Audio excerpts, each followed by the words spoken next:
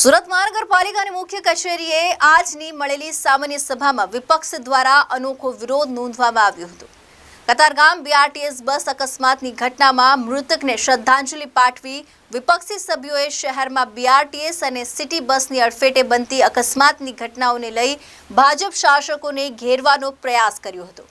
જ્યાં શાસકો દ્વારા બીઆરટીએસ અને સિટી બસનું યોગ્ય સંચાલન ન થતું હોવાના આક્ષેપ સાથે વિપક્ષી સભ્યોએ સભામાં રમકડાની બસ હાથમાં લઈ અનોખો વિરોધ દર્શાવ્યો હતો।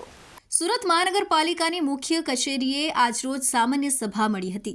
આ સામાન્ય સભા શરૂ થાય તે પહેલા પાલિકાના વિપક્ષી સભ્ય પાયલ સાકરિયા સહિતના કોર્પોરેટરો કાળા વસ્ત્રો પહેરી અને માથે કાળી પટ્ટી બાંધી સામાન્ય સભામાં ઉપસ્થિત રહ્યા હતા, જેના પગલે ભાજપ શાસકોનું ધ્યાન વિપક્ષી સભ્યો પર જોવા મળ્યું હતું।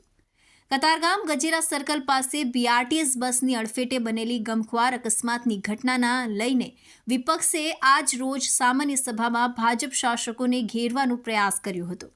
કતારગામમાં બનેલ ગમખ્વાર અકસ્માતની ઘટનામાં મોતને ભેટેલા મૃતકને વિપક્ષી સભ્યોએ શ્રદ્ધાંજલિ પણ પાઠવી હતી। બીજી તરફ સુરત શહેરમાં વારંવાર બીઆરટીએસ અને સિટી બસની અડફેટે બનતી અકસ્માતની ઘટનાના વિરોધમાં વિપક્ષ દ્વારા સામાન્ય સભામાં હાથમાં રમકડાની બસો લઈ શાસકો સામે દેખાવ અને વિરોધ દર્શાવ્યો હતો। Arvind Rathod, ABC News Gujarat, Surat.